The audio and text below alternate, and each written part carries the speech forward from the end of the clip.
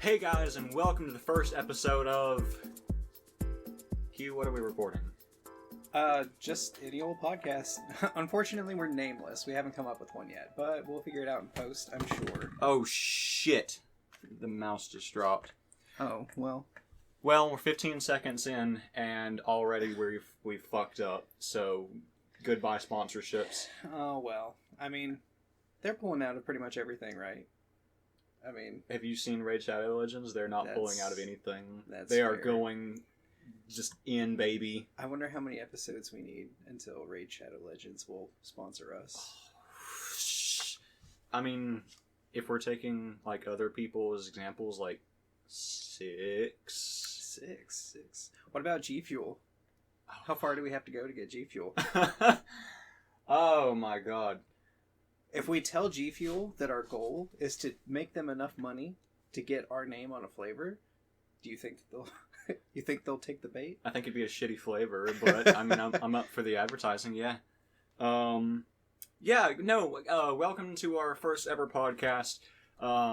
We're gonna be figuring out the name of it as we go. So, I mean, you guys will know it by the time it comes out because you'll be able to look at the title of it. Now, as a fair warning, like, we're going to be stumbling quite a bit. It's just going to be figuring things out, trying to see how this goes. Yeah, it's our first time, so we're being, we need you to be real gentle with us. Yeah, sprouting our legs, so to speak. Yeah, I mean, that's a much nicer way of putting it than I was thinking. I was going for a much more lascivious nature. Anyway. So yeah, thanks for tuning in, guys. We'd like to talk about a lot of stuff, none of it particularly related. And we look forward to, building a good relationship with our viewer base. Everyone seems to have an opinion these days, and we have a lot of streamers, we have a lot of YouTubers, just in general, you have articles, journalists, etc. And there's everywhere on the internet is littered with opinions and points and views, etc. But there comes a point where you kind of want to put yours out there, or you feel like maybe there's points missing, or there's a take not being fully represented. Whatever the reason is, there just comes a point where you kind of want your own voice to get out there and kind of express your own take on a situation, and that's kind of what we're here to do today. Yeah, and we're not even necessarily saying that everything we had to say is gonna be a hot take. This is just the way we feel about things, and not even we agree on everything, but we like to go ahead and put it out there just for funsies. Oh yeah, the takes won't all be spicy, but sometimes it's kind of like I don't know, it's kind of like that point in a movie where something really crazy happens and you just kind of wish that you were there to scream at the person or something like that. It's kind of that feeling, except much more mild. We probably won't get that kind of energy. I don't know. Well, occasionally. It depends on the topic. Well, you don't speak for both of us. All right. So, let's see here. So, we've been planning to do this all week. And, during the day I've been thinking, what are we going to talk about? What are we going to say? What are we going to do? And, you come up with all of these really amazing ideas that you think, oh, wow, people are going to love to listen to this. And then you actually sit down to record and you realize that all of that just got flushed down the drain, and you're standing in front of the audience, and it's second grade, and it's a play, and you've forgotten all of your lines, and now you just pissed. Yeah, this is like the typical on stage in your underwear type thing. But, I think it's fair to say that we're, rather the introverted types, or we grew up the introverted types. Not to say that we don't have the charisma, but, I don't know. Personally, I don't think I got into my public speaking type vibes until college. I've always been okay with people, but getting your voice out there and understanding that there are people that want to hear what you have to say is kind of like a leap and a bound, and you sort of don't know where to go from there. So, yeah, I really, really, really like that point. People change a lot as they get older, and like you said, I've always also been one of the more introverted types. When I was in high school, I'm completely unrecognizable from my teenage self all those years ago. I've changed a lot. I'm not the same person. It's fun to think back on. I mean, we knew each other way back then. We weren't nearly as close then, though. We were more like acquaintances at the time. But I don't know. I think that we've always been like level-headed type people. Actually, this is actually a good opportunity to figure out what we'll be talking about, or to let our listeners know like what we will be discussing. And the topics are wide and varied. Like, we're not limiting ourselves to any given thing, but to like kind of give you an expression, we're gamers, we're nerds, like, you know, all the typical gamers rise up. Yeah, absolutely. Like all the worn out labels that you've heard, we were those growing up as kids. So now it's just kind of, I don't know, it's a little bit more in the limelight now. Like, everyone's a gamer, so it's kind of, I don't know, that doesn't really describe you very well, but like hopefully that it kind of makes things a little bit easier to understand, like what we'll talk about. Like, for example, we're going to talk about some Elden Ring here in a little bit. Yeah, I'm very excited to talk about that. I have not played it.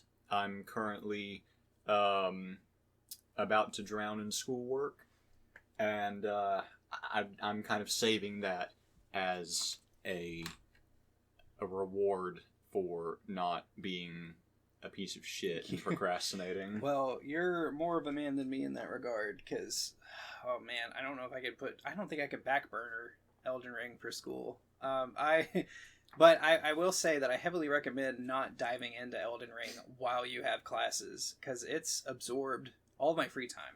It's a huge open world that you get lost in, and there's so much to explore and do. I don't think I've been this excited about an open world game since The Witcher 3, but, you know, I think there's a lot of people that feel that way. Yeah. So I haven't played it. You've played a lot of it, so I'm here as someone who's played previous From Software games, you know, Dark Souls, Bloodborne, which is probably my favorite game of all time. So on behalf of our listeners who have not played the game, I want to hear a little bit about it. So I keep seeing it described online as somewhere of a mix between, you know, Breath of the Wild and Dark Souls. And when I think Breath of the Wild, you know, you don't really think linear gameplay. It's not. It's a super open world. You can go where you want, do what you want. And the way they design the gameplay, you can come up with some really, really crazy and sometimes even exploitative things to do in it. How does that compare with how we know From Software games today, where, you know, it's very linear, and although there are exploits, not in the way that we've seen in Breath of the Wild, where you just get to abuse physics. Like, right. Tell me about that. So the interesting thing is that it's notoriously From Software games, everything's a corridor. Like, everything is kind of like a tunnel until you get to the next boss, and the bosses are the highlights. And it's not to downplay the bosses that are in Elden Ring, but you kind of remove all those restrictions.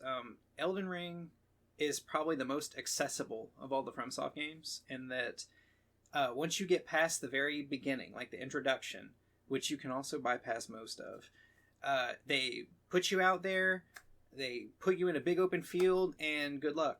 Just go off and figure it out. You don't really know how to trigger most of the events. They don't have like a bestiary to tell you where to go. They don't have a quest log. They don't have icons on the map that tell you where to go next or anything like that. It's a build your own journey, you figure it out type thing. You're giving me Morrowind vibes right now, and I'm becoming a little terrified. Yeah. It's a little overwhelming, actually, like how much you have access to. And then you can find alternate ways to go to areas that you probably shouldn't even go to yet. I very quickly found myself in overleveled territory, even though the game is already hard by itself. Like, enemies at your level can kick your butt. So, you know, I mean, it's a Souls game. So you know, it is a Souls game, and one thing that is very trademark of these games is their, you know, just super, what's the word I'm looking for? Like, everything is very downtrodden, everything is very dark and sad, and pretty much by the time your character arrives, everything has already gone to hell, and everything is just terrible. Does this kind of live up to that dark expectation. Oh yeah. So much like the others, like even the opening trailer gives you the perfect combination of gloom and doom that you're looking for. And it gives you a lot of ambiguous titles and events that are going on that you don't know what any of them mean. You just know that they look pretty epic, and that you're going to probably maybe find out about most of them at some point. But what I was really surprised by was after the little introduction, like where they may or may not teach you the controls. Like, that's the interesting thing. There's a skippable tutorial. It's like a little dungeon that you can like go into, and they'll teach you the basics if you want to. But it's easy to miss. You could just walk right by it if you want to, for the people that just, want to start playing or that aren't strangers to the series. But like once you get out of that little starting area, it's actually really bright. Like there's this big, gorgeous golden tree. I think the first time I went outside, they had like golden starlight was falling down all around. And it was actually a big contrast to what I was used to seeing in Souls games in general, where it's dark and gloomy right out the gate most of the time. This was actually kind of pretty. Like the starting area on the map is called Limgrave, and it encompasses it's like a major chunk of the continent. Like I want to say it's divided into like 4 or 5 territories or something like that. Anyway, it's really pretty and gorgeous and bright and sparkly, and it was different. And of course, then I accidentally stumbled a little bit to the right and found something that was more gloomy, like what I was used to, like Salid, however you pronounce that place. That place was horrifying. That was much more like what you're used to. I mean, it has it all. Okay, yeah.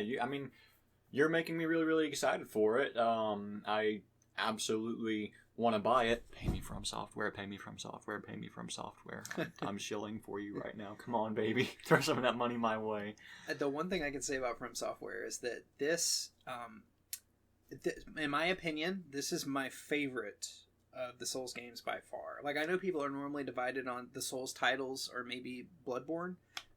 Bloodborne is the one that I think I hear the most about people really enjoying. Like, I know that Bloodborne was one that you played a lot of. Yeah, I actually ended up getting a platinum trophy in Bloodborne. My first playthrough,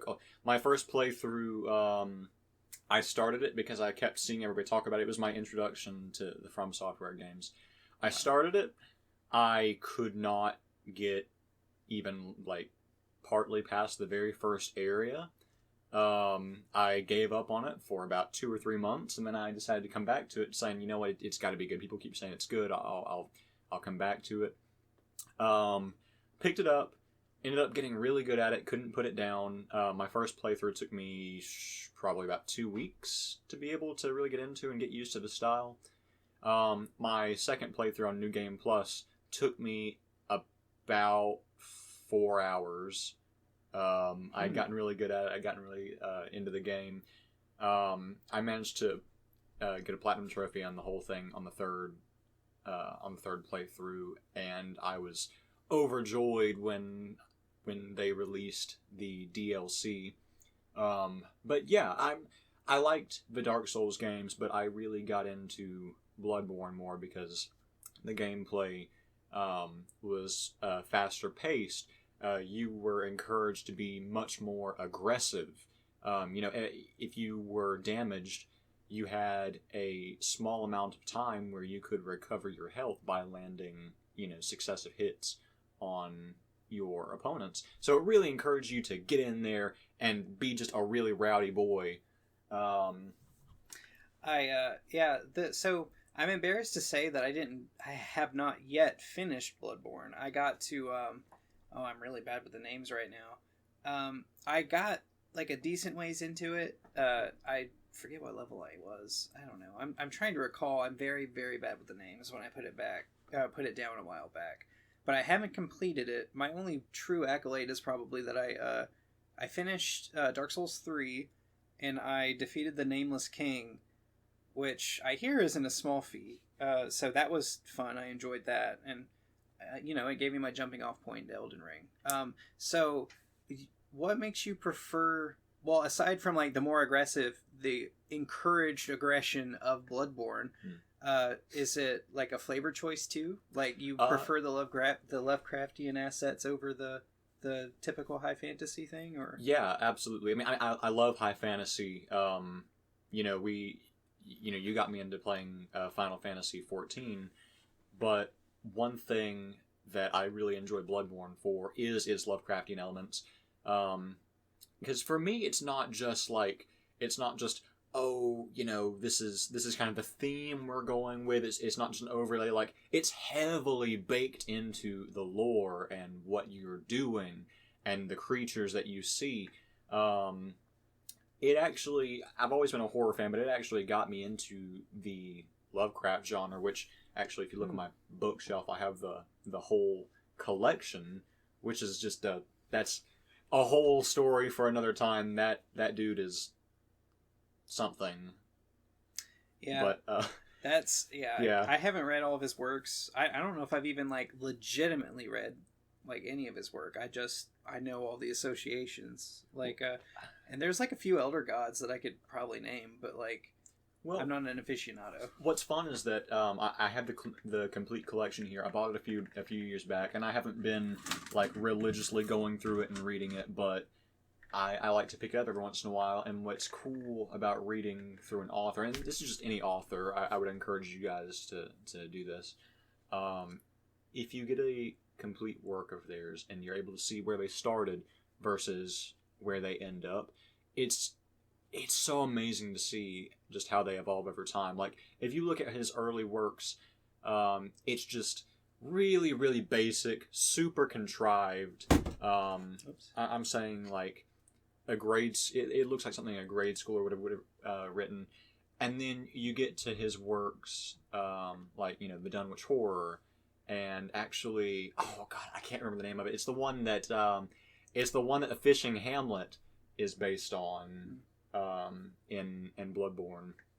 But you get to that stuff, you know, the actual Cthulhu stuff, you know, Dagon, and it's just this complete otherworldly weirdness that's, you know, so scary.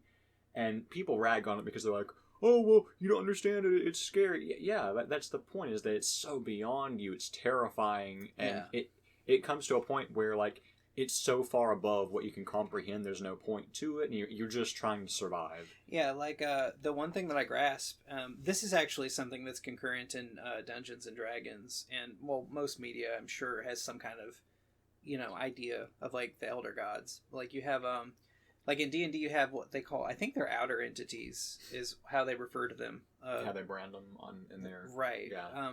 But they'll actually name drop them. Like, you know, all the real world pantheons are in Dungeons and Dragons, like Zeus, etc. Like, you know, the Greek pantheon is in there.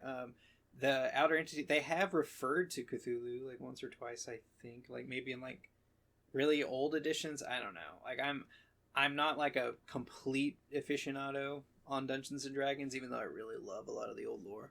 But yeah, like Cthulhu in general is like, I think, the one that everyone knows the most. But I guess so, like, the Elder Gods are like fourth dimensional beings, basically, or they're like outside of the dimension we're in. Like, if I'm not mistaken, like Azathoth, that's one that people might know. Isn't that the one that's it's sleeping and like our reality is just its dream or something, and if it wakes up, then like our reality ends? I'm fairly sure you're thinking of the turtle from Stephen King. Oh, okay. Well, I'm kidding. Well, no.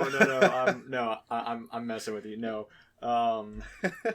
But yeah, no, kind of the same thing. You know, just beyond our scope, and that's a form of horror that I think is really, really compelling and really interesting.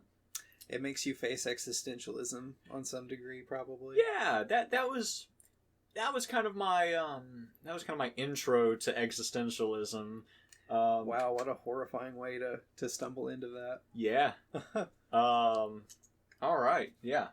Well, I don't really feel like diving down that hole right now. I'm actually in a pretty good mood right now. So long story short, Elden Ring is great. You should give it a shot, but it's very difficult. So, you know, if it's not your cup of tea, it's okay. Yeah, go for it, guys. Also, something just came to mind.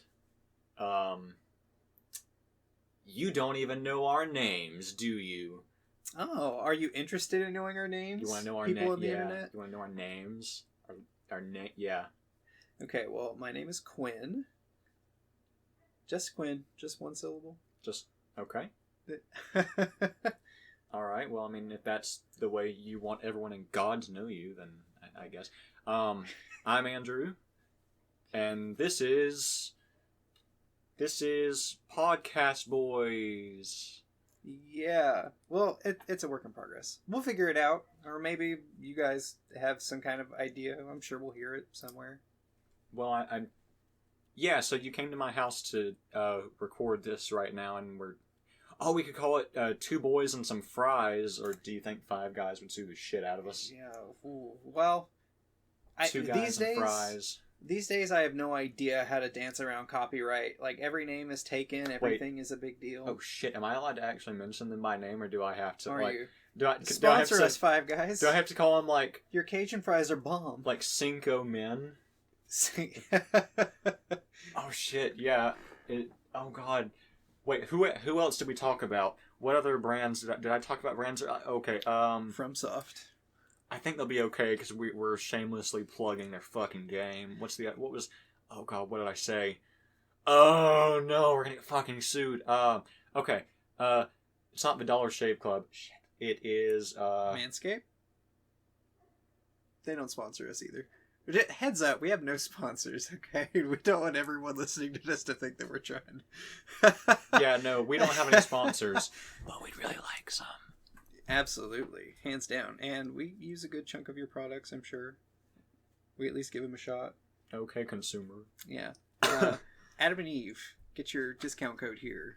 Yeah, by the way, we do sell recycled Adam and Eve. No, don't tell people that. They'll actually believe it. Oh, they don't want to buy gamer guy barely slightly recycled, gently used. Yeah, we sell containers of gamer guy gunk. So, that is heinous, and I hate it. Thanks. Hey, it just kept escalating. But so those are our names, short and sweet. You know, we are Andrew and Quinn. Quinn Andrew. I don't know, whatever rolls off the tongue. Quandrew. Wow. Hey, actually, let's not give shipping yeah, ideas. We don't really need that. Reel it back in. Okay. So, how about them their Pokemans? So, yeah, about that. So, Scarlet and Violet got announced recently. I have a little bit of an uncomfortable relationship with Pokemon right now. I've loved them my whole life, ever since the 90s when they launched. They've been a big part of life for me. Always loved them. Have bought every main series games. Have bought a lot of the spin-off titles. You could say the same, obviously. You've played ones that I haven't played. But I don't know, in the past couple of years, things have taken a little bit of a turn. Like, I'm sure some of you know about Dexit. And if you don't, it's just a controversial thing in the community. I'll be honest, my issues started... my issues with the franchise started with X and Y. And that may be a little earlier than some people, you know, think. A lot of people have issues starting with Sword and Shield. Mine started with X and Y. It's interesting that you say that, because you're not the only person I know that says that. And it's like a very, it's a very objective and constructively critical approach, I think, thinking about X and Y. Because I didn't think about it before either. Sword and Shield was like fully manifested for me that I had a problem. But X and Y, if I believe where you're going with this, is it felt, you could feel things were missing, or that it was incomplete in ways. So there's a couple things I'm going to bring up with this.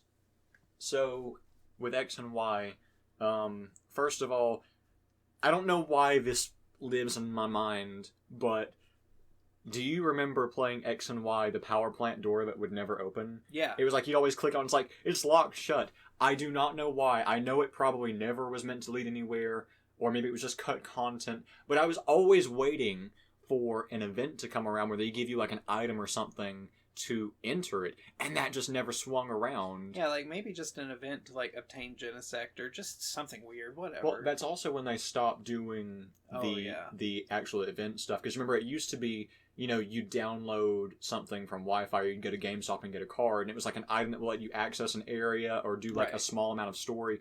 Nowadays, it's just, you just download a Pokemon and like that's it. You don't get access to special areas. That was, that was my issue with, like, the door that I'm so fixated on. But my big issue from X and Y didn't really come from the gameplay. I love Mega Evolution. I love the fact that it allows, older, more unused Pokemon to shine. Big fan of Mega Evolution myself. Huge fan. My issue comes from the fact that A, the game feels like it's missing a lot of stuff. B, my favorite part of the games has always been the evil teams. I loved. You still love Lysandra, right? Oh yeah, He was a yeah. pretty interesting dude, and he seemed pretty terrifying. A respectable villain, I think. One thing I'll get into this in a second. Okay. I've always loved the teams. Rocket's pretty okay. The Radio Tower takeover is probably my favorite Rocket moment. Magma and Aqua are just, oh god, they're up there. Oh yeah. I love the Love them to death for sure. The fact that there were two teams and they were fighting against each other just made it so much more interesting. Team Galactic may be one of my favorites just because they were so dramatic and they had they had so much involvement with the story. Yeah, they were a little unhinged. I think that was our first time not just seeing people go extreme with their beliefs, but they had all this funding, yet the goals that Cyrus had were just so. Yeah, word! You got a little Final Fantasy thing because weren't they pretending to be a power company or something? Yeah. Let's. Who knew that in Pokemon we were going to take an RPG, a typical JRPG approach, and fight God at the end? Yeah. Team Plasma is, I think, just hands down the best. Oh yeah. In terms of story. I know there's a lot of people out there that'll probably have some kind of adverse opinion to Gen 5, but. So the thing is that I think everyone now looks back on it and they're like, wow, Gen 5 was really good because it had such good story, but at the time it was not received very well. It was all new Pokemon, nothing was familiar, and I guess a lot of people didn't enjoy that. It sold the worst out of any of the games, the main series games, up to that point. Which is kind of a bummer because I always thought that the games themselves were beautiful and the music is some of the best in the series. Oh, hands down. The story was also... Hands down, the story was constructed the best. It was very, very well done. I don't remember if we shared the same opinion on this. I've always been of the opinion that N is probably the best Pokemon trainer. I think. I have mixed opinions because I think that there's probably a handful of trainers that could hold that title, but for different reasons. N, I think, is the most empathetic Pokemon trainer, which is super helpful. But then you have. Well, obviously you have Cynthia, who is just... She's just an ace in general. I'm not saying that she's necessarily better than N, but I'm saying that... Well, she's Cynthia. Memes aside, the things that she's achieved and how she got to the point that she did, or, her type matchups and the balance of her team, she's a candidate. I would put her in the top 5 along with N, probably. Mm-hmm. There's a good argument there for N. Yeah. Let's see. So we go from Gen 5 to Gen 6, and we have, this super, super in-depth story from Gen 5, which we hadn't previously seen in the games. And then we get to Generation 6, and it's almost like the story drops halfway through, and it just finishes. You deal with Team Flare, and you catch the legendary Pokemon, and, they're beaten, and then you keep going. And I realized at that point, you caught the legendary and it was over, but I kept expecting them to return because there seemed to be so much game left, and they just never did. That was it. They had their big moment and it was over, and I was left feeling kind of let down. I was expecting there to be a lot more story. Yeah, so about that, there's 3 points that I have about Gen 6 that really make it feel just terrible for some reason, just empty. Well, one is the primary thing you said about the villains. What was their deal? By the end, So if I remember correctly, so Team Flare's thing was they were just basically huge rich hypocrites. I think to get in, you had to be super rich. You had to give $1 million or something like that, and then when you get in, you get to be a grunt. So the thing is that their villain boss, Lysandra, he had an apocalyptic type plot. So you're okay, the stakes are high. So that part's cool. But how did his whole team get behind him? Like, that whole thing felt so weird, and none of them seemed to have any idea what the plan really was. It was like, we're making a world for us, and I'm just kind of like, okay, I guess. Let me ask you. Seem to be in on it. How did you feel about his intro scene, where the very first time you meet him, he's like, this world. I had okay. He has like big red hair, yeah, kind of, dark clothes, and he's like, I have to make it beautiful. Well, first I had to wonder, was I the protagonist or was he? But like, no, in general, like it's kind of easy. Like, okay, so to be fair, it's kind of easy to suss out villains in Pokemon games, except for Gen 5. I'd like to point out.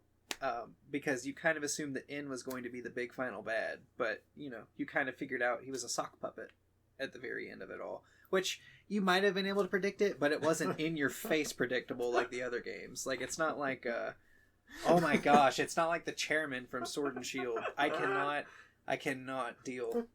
But so like Lysandra shows up, he's like really brooding. He's brooding and everything, and you're kind of like, okay, he's the villain, but like I respect it. And then it just kind of falls apart. I'm sorry, I can't get over fucking sock puppet in. Yeah, so... Oh my god. So that was the coolest thing about Gen 5, is that you had that little heartbreak, and you made the villain, up to that point, in.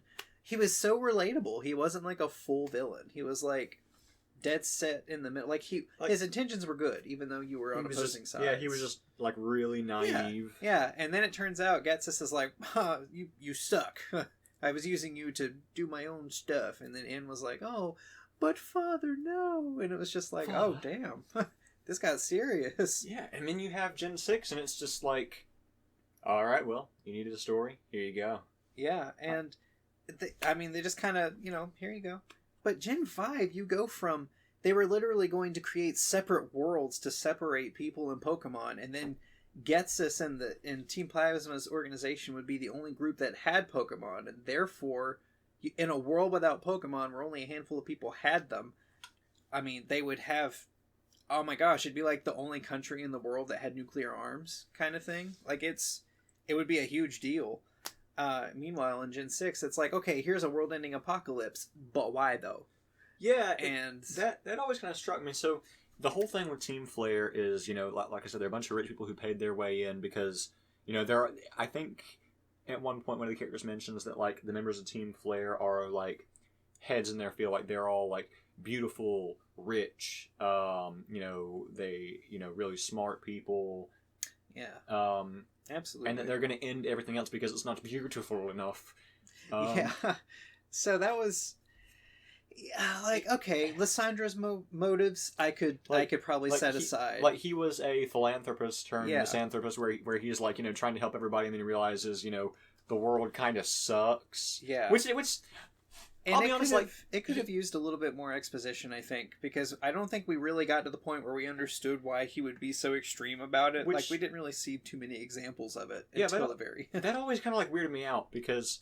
So, the Pokemon worlds are kind of set in, like, semi-utopias. Yeah. Because, like, they have solar, Sunny Shore City in Sinnoh is, like, completely ran off of, solar... even their roads are made out of giant solar panels. Dude, the number of self-sufficient cities in the Pokemon series are just unreal, dude. And a lot of the cities don't even actually mess with, like, the surrounding nature. Like, Four Tree City is literally just built into the tree. It doesn't mess with anything. Oh my gosh. And, everybody treats everybody really well. You have the evil teams, but really they're just, like, super selfish. They're the outliers. And you have little issues here and there, but they're generally easily resolved. And then you have Lysander, who's just like, this world is hideous. Yeah, this world is hideous. I have to burn it all. Which, I mean, cool design, cool. I mean, neat. But like, I'm struggling. Like, I feel like the guy just needs to walk outside and talk to somebody. That absolutely sums up my point. There is that it felt incomplete. Like, we were missing pieces to the villains to make them complete. Like, it just kind of felt shoehorned. Now, the other two problems I had with Gen 6 were the way it felt incomplete were Mega Evolutions, oddly enough. Like, you have Megas, and then, like, a person here and there had Megas. But there were points in the game, the gym leaders especially, where it felt like they were supposed to have megas but did not. For example, the 6th gym leader, she had a Mawile. Why wasn't it Mega Mawile? Gen 7, not Gen 7, Gym 7, sorry. She had an Alakazam. Why not Mega Alakazam? Didn't the what was his name? Wolfric. It was the ice type gym leader. Didn't he have an Abomasnow? Did it Mega Evolve? I don't remember if it did. I don't think so. I could be wrong. Of course, that's also the game where each gym leader only had like 3 Pokemon, right? Yeah, it was easy to steamroll. And then the last point that I'd like to bring up is once you got to the Elite Four, the game was over. Like, we're so used to Pokemon games having more to do. Like, it hasn't been that barren since like Gen 1, I feel like. Like there were always things to do after you beat the Pokemon, or like things unlocked and you had access to more stuff. But then when you defeated the Elite Four in Gen 6, that was it. You're done with the game. Here's the Battle Mason, maybe, and a Mewtwo. Like, it was just... it was so weird. You enjoyed the Battle Frontier like I did in the previous games, right? I will say that not the Battle Mason, not the Battle Subway. I'm sorry, Gen 5, I gotta hate on you for a minute. Not the Battle Subway, but the actual Battle Frontier with all the games. Well, case in point, in Gen 6, in Omega Ruby and Alpha Sapphire, I did do the Battle Mason. It was not the Battle Frontier, which is upsetting, very upsetting. I did get trophies in the Battle Mason in Omega Ruby Alpha Sapphire. That was the last time I remember caring enough to do that. And then I did enjoy the Battle Frontier in Emerald, particularly. I did a lot in that. I just want it back because I want to. Were there any of the facilities you like best? I want to hear yours before I tell you mine. I don't know. I'm a sucker for like a classic tourney tree. Like what was that one called? The one where you fight Tucker at the end in Emerald. The dome. Was that it? Was it the Battle Dome? I think it was the Battle Dome. It was like a typical like 8-person tournament, and like you advance. Kind of like the tournament in Sword and Shield near the end. Yeah. Or like how Gen 5 in Black and White 2, how you had the World Championship tournament where you could fight all of the gym leaders and all of the Elite Four from all of the regions up to that point. Mm-hmm. That was amazing. Bring stuff like that back. And or Heart Gold Soul Silver, let's not forget those. Those were masterpieces. My favorite of the facilities was always I enjoyed the arcade. I actually managed to get like a gold star in the arcade. The arcade. That was the one where like between battles you were inflicted with different, like you could get buffs or you could get debuffs and you could get this or that. But my favorite was always the Battle Factory with rentals. Yeah. That's respectable too, because so like going way back, on N64, Nintendo 64, you had Pokemon Stadium and Pokemon Stadium 2, and a lot of those you'd play with rental battles. Like if you didn't have your own game cartridge to plug in, you'd have rentals, and the Battle Factory like recaptured that feeling so well. I didn't really like. There were so many other attractions that I didn't give it enough time. But like, dude, the rental feeling is so good because so it brings something to the table that the other ones don't.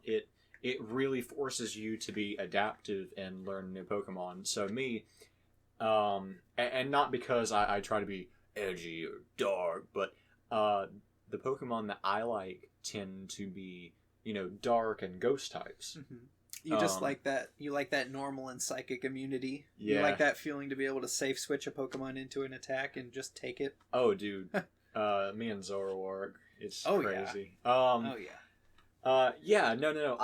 It makes me leave my comfort zone, and it makes me play with, different Pokemon that don't always have like optimal moves. Like sometimes they'd have moves that were,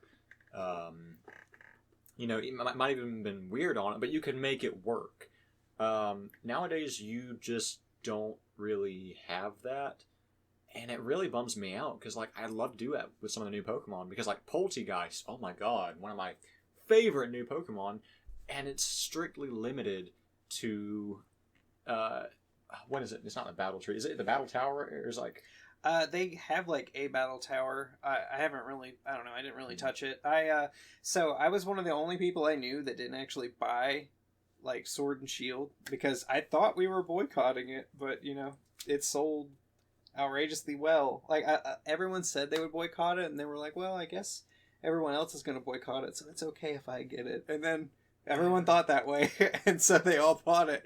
I waited for like a long time, and I got a used copy. And then after I was done getting all of the new Pokemon off of it, I turned around and sold it. And so I ended up I was part of that crowd. I'm part of the problem. I had a friend who bought it, and it was his first Pokemon game, and he wanted to play, and I was like, man, I wasn't gonna get it, but you're talking about this, and I haven't played it in a while, and honestly, I bought it for two things. I bought it to play with my friend, and I also wanted Poltergeist. Yeah, understandable. I've had a living Pokedex for like a good long while. Like having the National Pokedex completed was something I was really proud of up to a point. And Gen 8 really threw a wrench in that because of the whole Dexit fiasco. Like for those listening that might not be big into Pokemon, sorry about this. Yeah, this is a really long segment, but guess what? You're listening, so your move. For those that don't know, Dexit was so Pokemon have always had like ongoing continuity in the games. Ever since Gen 3, Generation 3 of Pokemon, you've been able to take your old Pokemon and put them into the new games going forward, into the mainline games. So if you are playing a game, say, on a Game Boy Advance, you're playing, Ruby, Sapphire, Emerald, Fire Red, Leaf Green, these games from, 2000, what was it, 2002, 2003? Yes. I think 2003. Yeah, so these Pokemon who you've been able to play with for all of these years, you were able to transfer them up through various means each time, but you were able to move them forward to your current games today. So, these Pokemon who you've, gotten really used to and who you've, formed a bond with, and you're like, oh yeah, this is super nostalgic. So Dexit came, and with Generation 8, a bunch of Pokemon got cut from the game. And so while they still exist, you're not actually able to play with them in game. You're not able to bring them over. So any Pokemon that you may have had in Sun, Moon, Ultra Sun, Ultra Moon, you can transfer them to what's basically a bank on your phone, but you can't actually move them over to the new game, which upset a lot of people because you have the gotta catch them all. Yeah. That's not really the slogan anymore. It's right now. It's like gotta catch what we let you. Gotta catch some of them, and it's like, people defend this all the time, but like to me, that was the core experience of Pokemon, was that you made these friends and they stuck with you and power of friendship, etc. But like this kind of teaches you that was all a crock. And to me, that was like the whole appeal, was getting to build a team out of the vastness of the Pokemon series and getting to build your own team of friends to help you kick butt. And that is gone now. Now it's like you have a smaller pool that you have to pick from. And so it doesn't really feel like the broad scope that they kind of try to tell you it is. And I'll be honest, Sword and Shield almost felt like a demo. Sword and Shield, like... the entire time I was playing it, and I'm like... I just, for some reason, in the back of my mind, I was just thinking, I was like... Oh man, I can't wait to play the full game. Yeah, it's okay if people disagree with it. It could have been your first game. Maybe there were features you liked in it. Maybe you shipped some of the characters. They don't actually say their age. We're assuming they're 18. And there's all kinds of reasons you might like it, or there might be small. The music, for example, was amazing. Yeah, really, really good music. I think actually, Didn't Toby Fox do one of them? Yeah. I think it was maybe the Gym Leader theme, if I'm not wrong. I don't know which one it was. Well, I think it was the Battle Tower thing. Yeah, like da da da da da da. Am I gonna get copyright? Oh shit! No telling. Damn it! Well, but anyways, if you like it, that's fine. But to me, it was by far the worst of all the Pokemon games to date. Easy. Like, oh my god, so easily. Yeah, it's hard to do worse. That's why, circling all the way back to where we started, that's why I'm not as excited for Scarlet and Violet as you would think I'd be as a formerly hardcore Pokemon fan. Yeah, I'd like to see a little more on it. I really hope that they reverse the dumbass decision they've made that made, you know, a ton of their fans angry. Some people are fine with it. That's okay for them. It's their new reality now, Yeah, and they just kind of accept it. It's okay for them. I'm not cool with it. I'd like to say I'll get it. I'd like to see what happens. I'm not pre-ordering it. Nope. I will wait and see. I will say, if they surprise me, which I doubt, if they surprise me and bring back National Dex, it's an easy purchase. I will say, have you seen the graphics for it? You know, you can see Survivor's scales now. I'm indifferent. So like, oh, I'm indifferent to how it looks because I hear this a lot. Like everyone loves to talk about graphics and frame rates, etc. And don't get me wrong, I'm not saying that you should like settle for bad, but I'm saying that those don't necessarily impact me too much. Like the idea that we've been advancing in graphics each generation, the idea of that being appealing or being like mind-blowing no longer affects me. Like the jump from PS2 to PS3, for example, that generation, that was like, whoa, like, oh my gosh, this looks like real life kind of stuff. And nowadays I'm just kind of like, graphics are graphics. Maybe it's an age thing, I don't know. I'll be honest. So here's my take on the whole, you know, dim graphics kind of thing. I think that when you're able to use, you know, when you get better hardware and, you know, technology advances, I think people shouldn't think of it more, you know, as like, oh wow, this can. I mean, some games sure, but I don't think it should be focused on like, wow, how high def and realistic can we make this look? I think it's more useful as a tool for expression. So I don't think that necessarily hyper realistic is the way for a lot of these games to go. Looking at you, Cyberpunk, and your fucking uncanniness that I can't get over. We could spend a whole hour talking about Cyberpunk. Jeez. Oh God. It no. was okay. Well, that's where we. It was. Hey, I'm not saying it was good. I'm saying it was like just slightly below the middle. Yeah. Like it was. Yeah, 7.8. Too much water. Yeah. No. Unfortunately, you just couldn't hold that water. Anyway, no. I don't have an issue too much with Cyberpunk. I didn't even get it. I've watched my friends play it. I'm just not.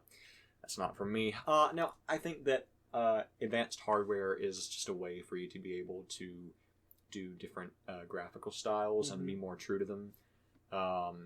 I really love seeing, you know, different design choices. I even like seeing sometimes, like, you ever seen the PS1 like demake games? Oh my goodness, yeah. I think those have recently become like, you know, making indie games like that has recently become kind of a thing. I love it. I love the demakes. Yeah. I'm also the guy. There's a certain charm, like I'm not opposed to like 8-bit graphics and 16-bit graphics and stuff like that. Like if somebody wants to make a game like that, knock themselves out. Oh yeah, absolutely. I'm the guy who likes to listen to a little bit of music. I love. Big shout out to the people who do this. I love listening to like the 8-bit, you know, 16-bit demixes of some music. Yeah. It's cool hearing like the little bits of the music that they filter out. Because, you know, you can't have every sound in it. It's cool seeing what stood out to them and then putting it together. For our Final Fantasy fans, if any of you play FF14, I'm sure you know a song called The Twinning. There is this beautiful 8-bit version of The Twinning that I found on YouTube once. And I do not remember who did it, but my gosh, was it just outstanding. It's so weird how just a demake of a song gives it like a whole new layer of depth. Oh yeah, no, there's one that's I am not going to spoil absolutely anything for you guys, but there is one song which may be the best song in Final Fantasy XIV, To the Edge. There's a demake. There's a I think it's a 16-bit version of it. It's absolutely beautiful. I would seriously recommend checking it out. Yeah, so we're primarily we play Final Fantasy XIV quite a bit. Yeah, we have an FC, and if we get enough listeners, then you know maybe we'll tell you what the FC is one day, and maybe you could swing on by. Yeah, absolutely. We'd be happy to meet you guys, play with you guys, do whatever. What are you doing? Are you playing with your phone? No. We are doing a podcast, I'm looking sir. at my notes, good sir. I'm organizing my thoughts. All right. Well, old men have to do that. Yeah. So moving back to our Pokemon discussion, if you do end up deciding to get Scarlet or Ruby, Scarlet or I would get Violet Violet for thank sure. you. Damn it. I was thinking Violet. I like it. It's my favorite color. Damn, I've got to keep it going. Yeah, I guess I'll have to get Scarlet then. Shit. Any starter what starter are you looking at? Okay, well, so that's the other interesting Pokemon topic that we were gonna have probably. Okay, so of the 3 starters, everyone has a favorite. Obviously, I guess there's no real loser of the starters, but Sprigatito obviously is the way to go. The one that's obviously going to be bipedal and overly sexualized. Well, see, I've decided to avoid that. I've decided to avoid that letdown when it eventually comes to it. It's the new Gardevoir. I'm banking on it. It's Delphox 2.0. No. Yeah, no. Usually, a lot of times, I like the grass type starters. I actually don't really.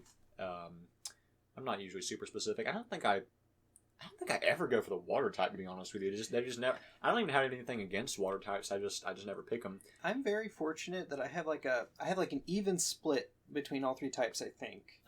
I wouldn't think I'd say that. You would think I'd be like more of a fire type person, but no, it's about even for me with all the starters. Yeah, I think the grass type one's cute. I'm gonna have to go with the dipshit fire type one. You want the little whatever it is? The little chili pepper. Is it a crocodile or a dinosaur? Well, it's named. I think it's a croc. It's like the croc Pokemon, but like, I'm gonna get it for 2 reasons. One, my first ever Pokemon was Totodile.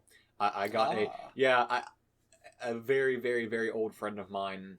When we were at our babysitter's house, he had an extra copy of Gold version. He was like, "Hey, we all have Pokemon games. I'll let you have this, but you have to pick Totodile." And I'm just like, "I'll pick anything you want. I just want to be a part of the group." So that's so precious. Yeah, my first ever game was Gold, and I had a Totodile in it, and so it reminds me a little bit of that. But also the fact that it looks like a Mario enemy for some reason. Like, oh my gosh, it looks like a Mario enemy. It's like a Shy Guy without a mask. No, it makes me. Oh God, what? It's the game where it's like there's a bunch. It's like where Yoshi actually got introduced. I think like there's a bunch of like. Is this like Super Mario World? It's not. Oh man, I couldn't tell you. It's Super Mario Land. I don't remember.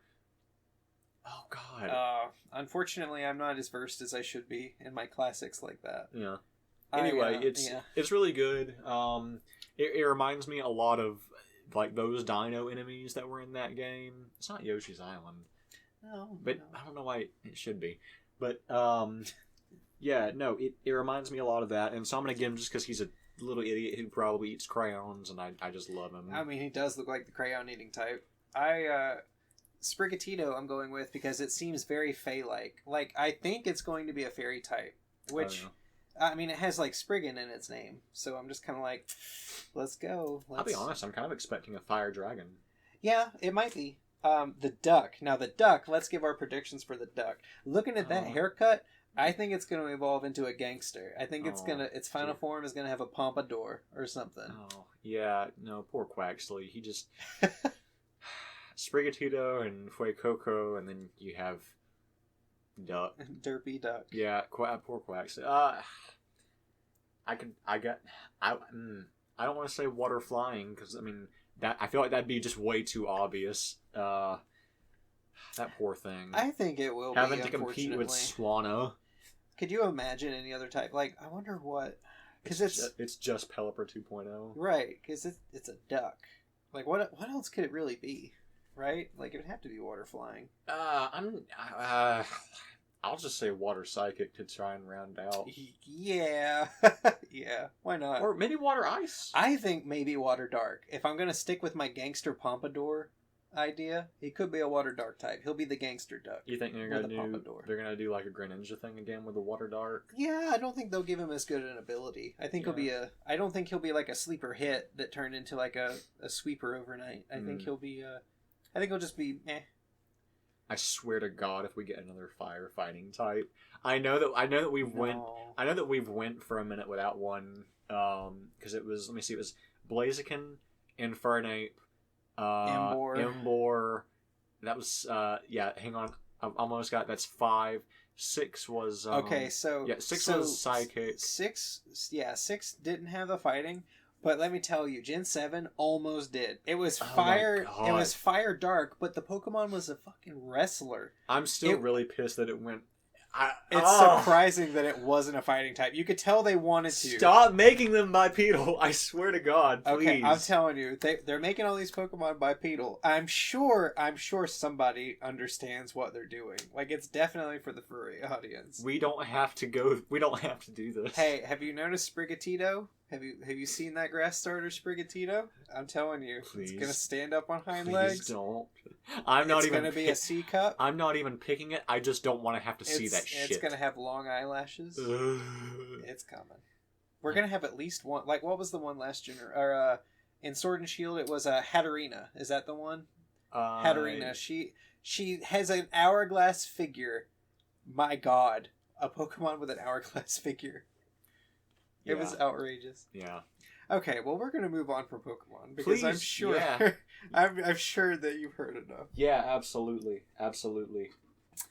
So, yeah. Yeah, we've been thinking about stuff all week to talk about, and actually we're going to get close to wrapping up here pretty soon.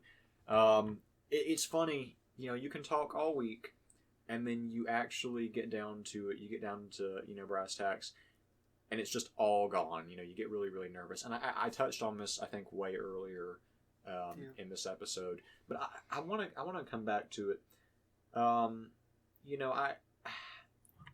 I do English as part of my major, and I'd like to think I'm really good at this is just goes to show how nervous I am with this. Public speaking. And I know this isn't exactly the same thing. I don't have a sea of faces looking out at me. But it's funny when you're trying to be creative, and it's difficult just to come up with something on the spot and just to put yourself out there. Yeah, absolutely. I generally speaking, I'm not saying that I have like a huge penchant for it, but I took a public speaking course in college. And I was very nervous about it in general because that was something I never thought I would do. And by the end of it, by the final exam, you're supposed to give a 5-minute speech, impromptu, just off the cuff. And they give you a topic that you draw from a hat. And then you have to sit there. You have about a couple minutes. And then you have to give a speech about whatever you drew from the hat for 5 minutes, which was such a tall order. And they give you flashcards, so everyone is sitting there writing what they're going to say on the cards. And I remember drawing something out of the hat. I remember thinking, man, I'm not going to be able to do this. And then I looked at everyone with their flashcards and how nervous everyone else was about it. And I just went, if everyone else is this nervous, then, what do I have to actually be nervous about? Mm-hmm. Like, everyone else is in the same position. So, without any flashcards or anything like that, I just walked up to the podium and I talked for 5 minutes about absolute nonsense. And there we go. Everyone loved it. Got a standing ovation, got claps, etc. I guess it's just, I don't know. Once you get in a groove, it's all well and good. Yeah, 100%. I've seen this in my life a couple of times. I've demonstrated it and had it demonstrated to me.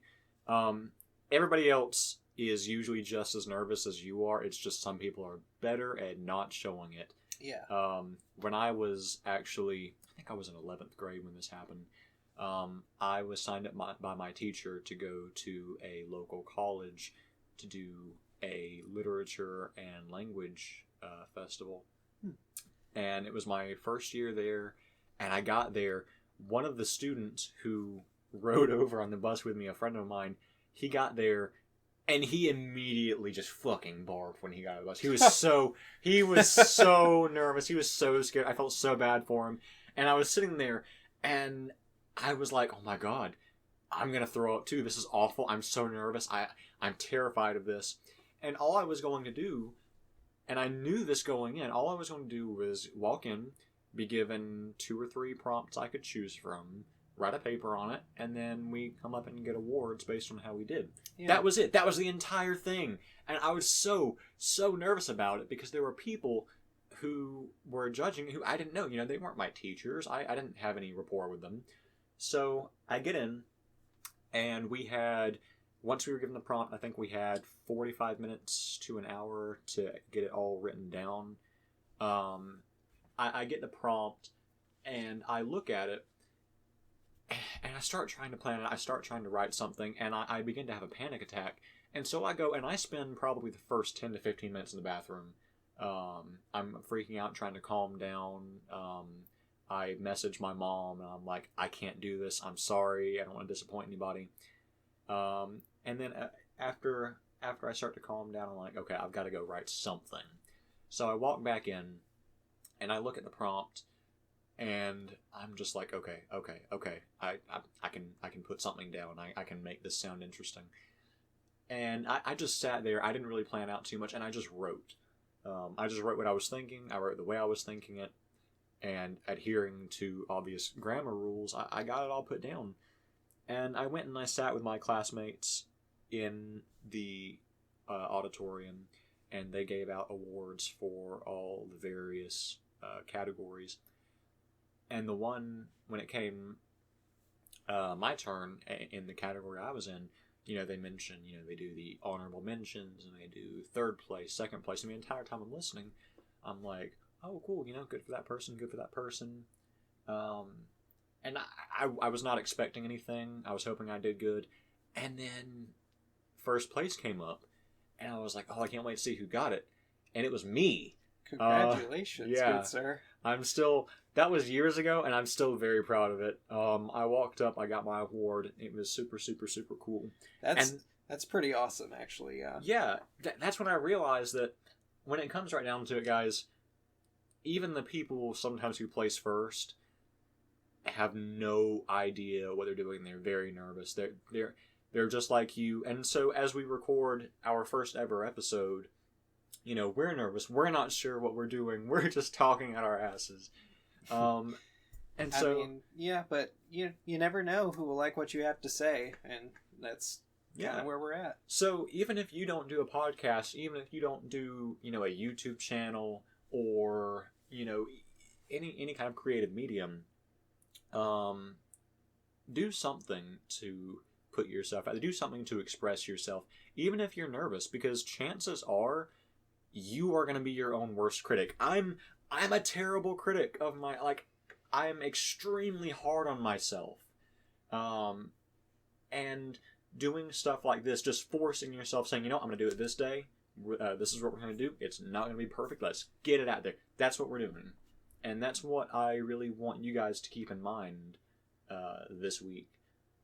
You know, even if you don't think it's perfect, you know, just be you, be fun, and even if you put something out there, say you are doing a podcast, say you put an episode out there, nobody listens to it. Guess what?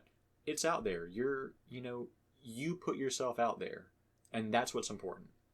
Yeah, and also during this week, don't forget to treat yourself. Just like at least once. Yeah, treat yourself. Have yourself a little soda, maybe a little slice of cake. Listen, even if you don't have a lot of money, I mean, I do not have a lot of money, as you can I feel that. Plainly see. I feel that. Hard times all around. Even if you don't have a lot of money, treating yourself does not have to, you know, come out of your, you know, wallet too hard. Just find some way to be happy, because that's really what it's all about. And so with that, I don't think I have much more to add. How about you? Yeah, I think that's probably a good stopping point for now. I mean, I'm sure people, you know, can decide for themselves whether or not this is worth continuing. We'll put in some more effort and we'll see where this goes. Yeah, absolutely. And you know, we're not really sure what path we want to go on with this. We're not really sure how we want to organize this, but I've had fun. Oh, absolutely. Yeah. Even if this just ends up being a creative out, write the note and then burn it. Oh yeah, you should hear my take on Final Fantasy 15. Yeah. Well, that's all we have today, folks. Because that'll have to be a special episode, a Christmas special or something. Signing out. All right. Goodbye, guys, and we hope you tune in for the next one.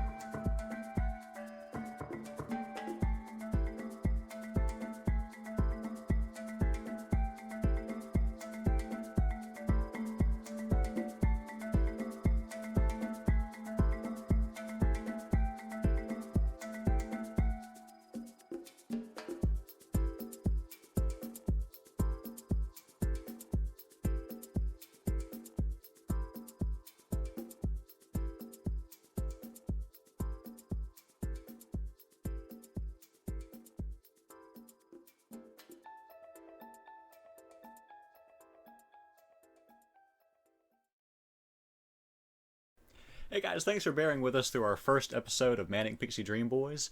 Right now it's just me sitting here finishing the editing before it goes up. Really excited, really nervous to see how it goes. Real quick, I'd like to give a special thanks to Kevin Macleod for use of his song Ethernight Club. That's our opening. We're trying to stick to a weekly schedule, so look forward to content fairly regularly. Take care, and we look forward to having you here for the next one. Later.